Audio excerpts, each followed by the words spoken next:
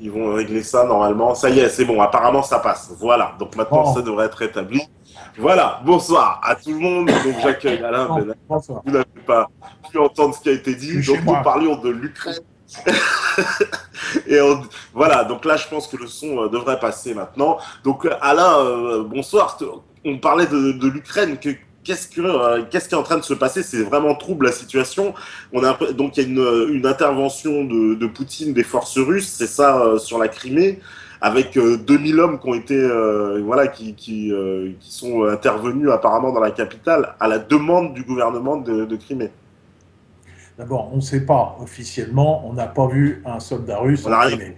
Personne, D'accord. personne n'a vu un soldat russe, en dépit de tous les journalistes qu'il y a là-bas. On a vu des hommes en armes, quelques-uns, certainement pas 2000, quelques-uns Voilà. patrouiller. Oui, parce que sur les c'est marrant Excusez-moi. parce que sur les Alors, donc, télévisions, moi, j'ai vu ouais, qu'ils disaient tous, effectivement, on nous montrait une photo, enfin, tu vois une photo et puis des images d'un convoi, mais on nous disait, alors c'était un ton très précautionneux, on nous disait, attention, c'est peut-être un convoi qui se peut-être. dirige vers la Ouais. capitale. Voilà. C'est un peu, c'est très flou, Alors, quoi. Alors, il y a à Sébastopol, il y a une mode maintenant hein, pour tous les gens qui se baladent, les mamies avec leur cabas, c'est de se faire photographier à côté d'un soldat prétendu russe. Alors, on a vu sur Internet tous les gens se faire photographier à côté du méchant soldat russe. C'est vraiment très drôle. On les a vus tout à fait tranquilles et passifs. Donc, sont-ils russes? Je ne sais pas, peut-être. En tout cas, c'est pas officiel. Qu'ils soient 2000, ça me paraît beaucoup. De toute façon, ils n'ont absolument pas besoin d'être beaucoup, puisque d'une part, il y a un gouvernement des autorités et des forces de l'ordre en Crimée qui existe, Mhm. et et il y a même une base militaire ukrainienne, il y a une base navale, il y a une base aérienne ukrainienne en Crimée, et tous ces gens-là ont juré fidélité au gouvernement autonome de Crimée. Donc ont Ouais. abandonné de fait leur nationalité, leur soumission aux fascistes de Kiev. Donc en Crimée, aujourd'hui, il n'y a pas un seul soldat ukrainien euh, disponible pour aller s'attaquer à qui que ce soit. Ce soir, la Crimée était tranquille, les gens vaquaient à leurs occupations et il n'y a absolument rien. Donc, évidemment, la presse habituelle et mensongère a parlé même d'un ultimatum qu'aurait donné la marine russe pour que des soi-disant soldats ukrainiens se rendent. D'abord, il n'y en a plus. En Hmm. plus, l'ultimatum a été complètement démenti. Donc, tout ça, ce sont des salades. Alors, Ouais. bon, tout le monde sait que l'amiral de la flotte ukrainienne a démissionné samedi ou dimanche, qu'il a été remplacé par un contre-amiral tout de suite, qui était réputé être proche de l'OTAN. Et lui, dès qu'il a été nommé, il est passé du côté russe. Donc voilà, donc l'Ukraine n'a plus de marine et pratiquement plus d'accès à la mer Noire, puisque la ville d'Odessa est sous l'emprise de ce qu'on appelle les pro-russes, donc toute la façade maritime euh, ukrainienne est inaccessible aux fascistes de Kiev, qui sont de toute façon illégaux.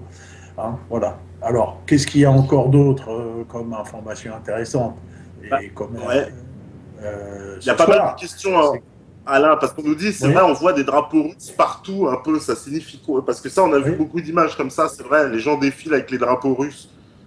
oui, Donc oui. c'est quoi ça? C'est l'histoire que tu m'expliquais que Poutine, il envisage de donner la nationalité russe à tous ces gens-là, en fait, c'est ça? Non, non, non, non, non, non, pas du tout, pas du tout. Le problème, il vient que un des premiers décrets qui a formulé le gouvernement illégal, autoproclamé, comme on dit, hein, et fasciste d'Ukraine, c'est de vouloir supprimer l'usage de la langue russe. Et ça a mis le feu aux poudres.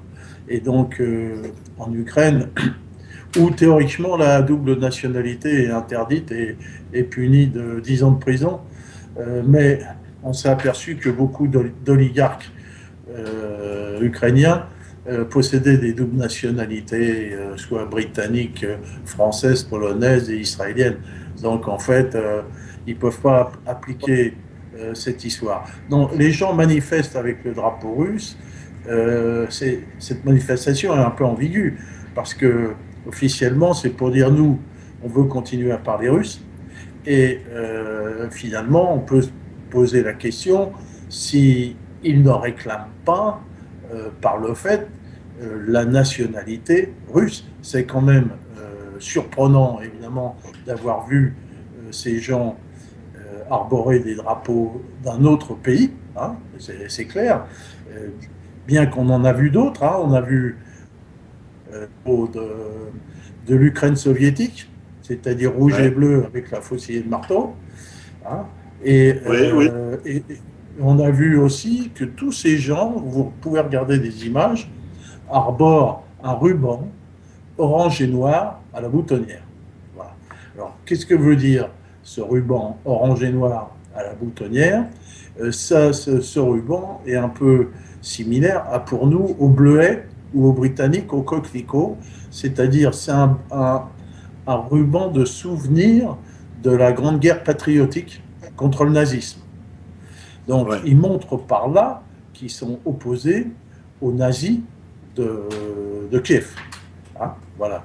Et donc en fait, il y a parmi beaucoup de ces gens qui étaient attachés à l'URSS une nostalgie de cette période, et on va voir plus tard pourquoi, parce que l'Ukraine était un élément extrêmement important de l'Union soviétique, et c'est là que se concentrait une grande partie de la technologie militaire et aérospatiale soviétique, et que ces gens-là vivaient bien. Donc moi j'ai bien connu cette période, j'ai été plusieurs fois en Ukraine du temps de l'URSS, j'y étais au moment de l'indépendance, juste au moment où l'écroulement de l'URSS, et j'ai visité bon nombre de ces installations industrielles.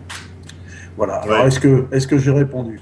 Alors, évidemment, bien sûr. Hein, on peut répéter que c'est ambigu, le fait que les gens arborent des drapeaux russes. Par exemple, tu vois, sur le chat, des gens qui nous disent voilà, les drapeaux européens, c'est gênant, et les drapeaux russes, oui. C'est-à-dire qu'à un moment donné, est-ce que c'est pas une forme d'allégeance, quoi, cette allégeance à la Russie? C'est comme ça aussi que c'est interprété un peu. Bah, c'est pas une allégeance, c'est un signe d'appartenance, en fait. Hein, c'est tout. C'est que ces gens-là, ces gens-là se sentent parlent russe. Alors ils parlent russe. Hein, donc une bonne partie de ces Ukrainiens parlent russe. Et bon, alors ils se sentent russes, et puis ils voient pas dans la Russie des ennemis. Hein, mais on voit aussi quelques drapeaux ukrainiens. Donc chez eux, c'est ambigu. Surtout arborer le drapeau russe, c'est montrer qu'ils sont opposés aux fachos, quoi. C'est à peu près ça. Mais effectivement, là, oui. Ouais, parce qu'on nous dit aussi, il y a quelqu'un qui, ça c'est une question intéressante.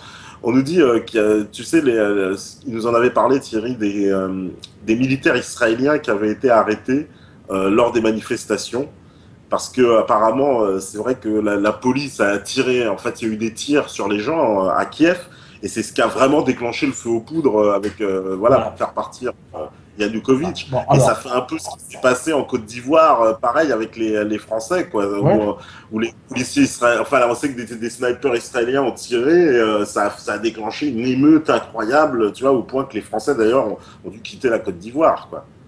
Donc, voilà, mais ça c'est le même modus operandi à Benghazi dans les premières manifestations. Hein, donc des snipers qui tirent sur les flics et qui tirent sur les manifestants. Donc c'est le modus operandi habituel des États-Unis et de ses toutous, de ses affidés. C'est la même chose qui s'est passée à Damas et dans les villes, et à Homs et dans les villes de Syrie. C'est exactement la même chose. Hein. On fomente des manifestations avec les bourgeois du coin, les petits bourgeois, et puis on met des snipers sur les toits, puis on tire dans la foule et sur les flics. Hein, imaginez qu'on fasse ça en France, vous verriez un petit peu le travail. Donc, et à côté de ça, on a préparé des commandos encadrés par des experts occidentaux et encadrant les pires qu'on puisse trouver, toujours. Hein, les pires, c'est-à-dire les gens qui sont capables d'aller au casse-pipe. Alors, dans les pays arabes, on a trouvé des gens, des takfiristes, ces fameux takfiristes wahhabites qui, eux, veulent assassiner tout le monde, y compris les musulmans qui ne suivent pas la vraie voie. Alors, comment personne ne la suit jamais, donc finalement, ils tuent tout le monde.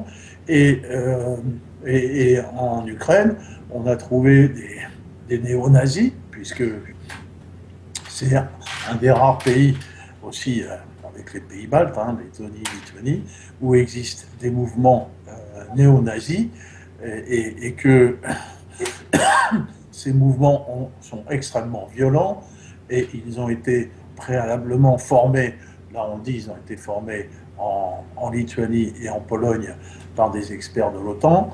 Ces gens-là drogués et imbibés, encadrés par des experts militaires. Donc on a compté des experts militaires de différentes nations à Kiev, des Israéliens bien sûr, des Turcs, des Polonais, des Allemands et certainement des Français et donc des gens qui ont déjà fait la Syrie et la Libye, hein, et qui savent comment encadrer des gens dans les manifestations. Tout le monde a vu comment que ces fascistes dans les manifestations étaient particulièrement bien organisés. Alors ils étaient particulièrement violents parce qu'ils ont tué beaucoup de monde et même ils se sont entretués, s'accusant de traîtrise des uns des autres, quoi. On a vraiment affaire à la ligue de la société, quoi. C'est vraiment les bas-fonds.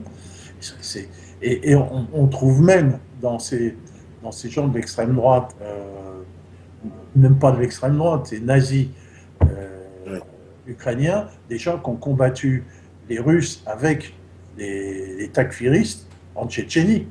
Hein, donc il y a vraiment un handshake, une jonction qui s'est faite entre les takfiristes et les fascistes. Et on a même certains groupes à Kiev étaient même des takfiristes tatars qu'on a fait revenir pour ça des djihadistes qu'on a fait revenir de Syrie. Hein, et maintenant on connaît l'histoire, hein, l'histoire du blé chinois. Les Chinois ont filé 3 millions de dollars à l'Ukraine pour avoir du blé. Alors on a utilisé ce pognon pour filer aux islamistes et pas livrer la Chine et pour faire revenir les Tatars, si tu veux. Donc, non, les Chinois, ils réclament leur fric. Hein. 3 milliards, c'est quand même des sous. Ouais, bah ils ont raison, il y a pas mal de questions là sur quand même, on nous dit est-ce qu'il y a des intérêts déjà énergétiques dans cette région, oui. Pipeline, duc, etc. Ouais. Bah, ils vont alimenter l'Allemagne, il y a le grand contrat entre la Russie et l'Allemagne, hein, pour le gaz, c'est ça? Ouais. Alors il y a évidemment un grand gazoduc qui passe par l'Ukraine et la Pologne, mais ça fait un moment que les Russes se méfient et qu'ils ont fait un autre pipeline pour alimenter l'Allemagne qui part de Saint-Pétersbourg et qui traverse toute la mer Baltique pour arriver directement en Allemagne. Hein, il faut bien voir que Gazprom Europe est managé par Schröder, l'ancien chancelier allemand. Hein, donc les Allemands aussi se méfient de devoir être approvisionnés par un pipeline qui passe par des régions aussi instables. Donc là, ils sont quand même un peu rassurés. Mais si les fascistes en Ukraine s'amusaient à bricoler le pipeline, là, ils auraient quelques soucis à se faire. Hein. Donc Ils auraient là, je ne quelques crois soucis à pas se qu'ils faire. vont y toucher. Ouais, parce qu'il y avait eu à un moment donné, quand il y a eu une crise entre l'Ukraine et la Russie, quelqu'un avait saboté les pipelines, on savait pas trop, et ça avait coupé l'approvisionnement de beaucoup de pays d'Europe de l'Ouest. Hein. Il y avait l'Italie, Ah. l'Autriche, une partie de l'Allemagne, enfin c'était sérieux, quoi.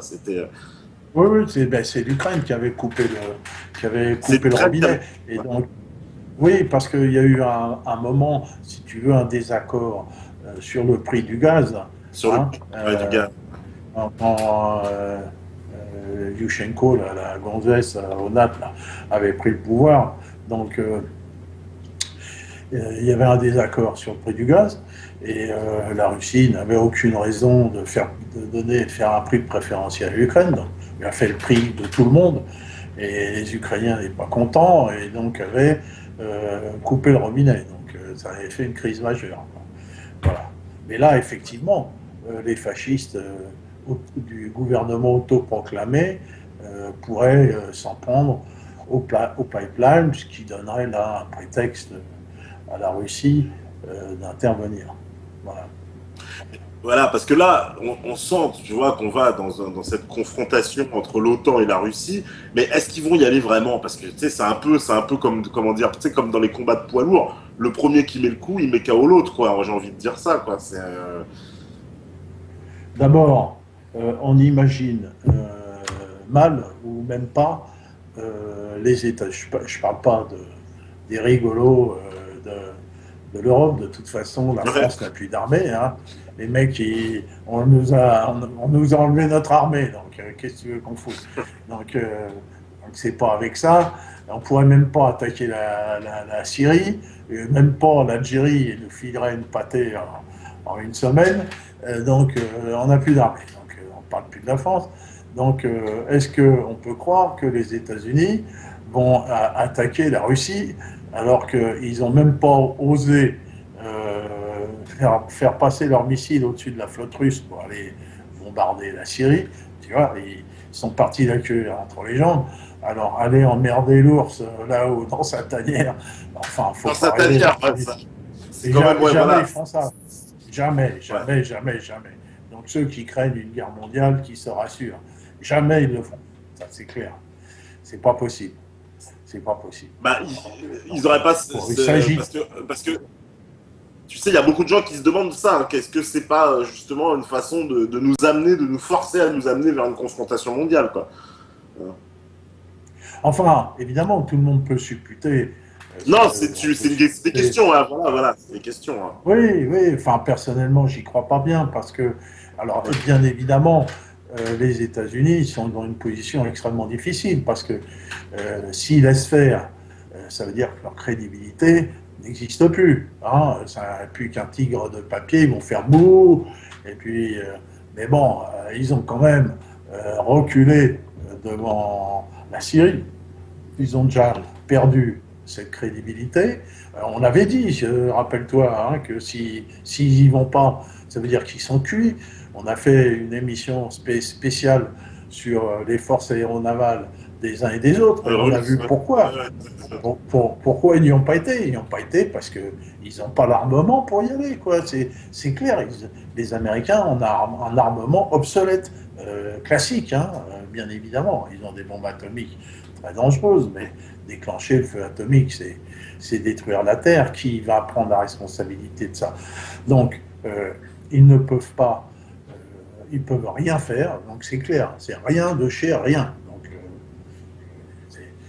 l'affaire est close. Alors, ils lèvent les bras au ciel. Ce qu'ils voudraient faire, c'est créer des problèmes économiques à la Russie. Hein. Bien déjà, on a vu la bourse de Moscou s'est effondrée, le rouble s'est effondré, mais il ne faut pas oublier que les États-Unis, c'est pas eux qui ont le pognon. Le pognon, c'est pas eux qui l'ont. Mais il ne faut pas oublier que il y a un pognon. Le pognon, c'est pas eux qui l'ont. Mais il ne faut pas oublier que il y a un petit problème. C'est bon? Attends. Voilà, c'est bon là maintenant. C'est bon. Oui, alors la finance, c'est les Chinois qui la possèdent, et les Chinois peuvent faire plier les États-Unis, les mettre à genoux comme ils veulent. Ils ont déjà obligé l'Union européenne à racheter des obligations. Les obligations, hein, c'est ce que c'est, ce sont des dettes. Donc ils Ouais. ont l'Union européenne, donc nous, on a déjà racheté des dettes états-uniennes aux Chinois. Tu vois. Donc les Chinois commencent à se débarrasser de leur truc. Donc leur marge de manœuvre, je peux dire, elle est plus qu'étroite. Hein. Ils ne Ouais. voient pas ce qu'ils peuvent faire. Alors, est-ce que si cette guerre, alors on nous demande si cette guerre prend de l'ampleur, dans quelle mesure va-t-elle affecter l'Europe? Parce que c'est vrai que c'est très près de chez nous quand même. C'est aux limites, c'est une guerre, ce sera à la frontière de l'Union européenne, ces fameuses frontières extérieures, puisque la Pologne a une frontière avec l'Ukraine. Mais il n'y aura pas de guerre. Mais comment voulez-vous qu'il y ait une guerre? Mais comment voulez-vous qu'il y ait une guerre? C'est pas possible. Qui va la faire, la guerre? D'après vous? Mais comme Non, ils ont mais qui va la faire? ouais, ouais. Hein? Je sais pas, des commandos. Est-ce que je sais pas, des commandos spéciaux pour, tu sais, comme ils ont fait, tu sais, qui foutent un peu la merde partout, quoi, parce que c'est un peu ça, on a Alors l'impression évidemment, la télé. alors évidemment, évidemment, ils peuvent mettre utiliser des Tatars en Crimée, mais ils ne sont pas beaucoup. Si tu veux, dans un pays musulman où tout le monde est musulman, on peut jouer là-dessus. Je ne sais pas s'il y a suffisamment de néo-nazis en Ukraine pour créer une force militaire telle que la force militaire qui a été créée par les djihadistes, Ouais. qui se montent à des dizaines de milliers d'hommes. Comment aller recruter des fachos djihadistes, enfin, pour aller créer, je sais pas, faire des maquis en Ukraine. Pas possible. C'est pas possible. Ça n'a pas de sens. Hein. En plus, ils pourraient, ces gens-là sont implantés dans l'ouest de l'Ukraine. Donc on a vu que dans le sud et dans l'est, dans ce qu'on appelle la partie russophone, tout le monde a créé des comités d'autodéfense déjà. Ouais. Donc Ouais. ils sont à la côte, ils savent ce qui se passe, donc ils sont prêts à les accueillir, les fachos. On les a vus, le groupe qui a pris d'assaut la mairie de Kharkov. Hein, donc ils ne sont pas Ouais. restés longtemps. On les a vus parqués, peints en bleu, et on les a peints en bleu, les pauvres. Tu vois, ils étaient là assis par terre, tout malheureux, tout peints en bleu, traités de fascistes, et puis voilà. Ça n'a pas été plus loin. Qu'est-ce que tu veux qu'ils fassent? Là, alors, on sait très bien que cet après-midi, le commandant des forces spéciales ukrainiennes, hein, qui a reçu l'ordre dimanche d'aller prendre position en Crimée. Hein, il a Ouais. reçu cet ordre-là. Eh bien, il a dit qu'il n'obéirait pas aux ordres. Il n'a pas obéi aux ordres. Alors, il faut dire que ces forces spéciales ukrainiennes ont été formées et armées par l'OTAN, et donc les fachos de Kiev étaient certains. Et ici, même Thierry Messant, il m'a dit, oui, mais ces gens-là, ils vont y aller, ils sont formés par l'OTAN. Ils étaient certains qu'ils iraient, hein, aller prendre position en Ukraine pour aller sans, comment, désarmer les forces autonomes de Crimée. Voilà. Eh ben, le commandant des forces spéciales, il a dit niet, j'y vais pas. Point à la ligne. Alors, qu'est-ce qu'ils vont utiliser comme armée, les fascistes? C'est fini. Ça, c'est terminé. Ouais. Voilà. Parce que si même la force qui était la plus proche de l'OTAN dit j'y vais pas, le problème il est réglé, quoi. Il est réglé, Ouais. c'est tout. Donc maintenant, Ouais, ça parce va se qu'il faut régler. C'est la discussion. Oui. elle n'a pas de moyen de s'opposer à l'armée russe, concrètement, de toute façon. Et en plus, t'expliquais que cette armée, elle est plutôt côté russe, d'ailleurs, plutôt russophile, cette armée ukrainienne, de base. Oui, bien sûr. Bien sûr, hormis les forces spéciales. Donc ils n'ont pas Ouais. de bol. Ils ont commencé par ceux qui pensaient être les plus proches d'eux. Ils n'ont pas commencé par ceux qui ont été formés, parce qu'il y a encore des commandants, des généraux du temps de l'Union soviétique. Alors tu parles que ils vont pas aller s'entretuer entre anciens de l'URSS, hein, ça c'est pas possible. Donc ils ont essayé de commencer par ces forces spéciales qui leur ont fait une quenelle. Hein, puis on parle de quenelle ici. Et donc, qu'est-ce que tu veux qu'il faut leur base militaire de Crimée est passée entièrement de l'autre côté.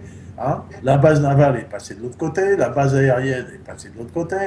Donc, il n'y a pas de guerre. Il n'y en aura pas.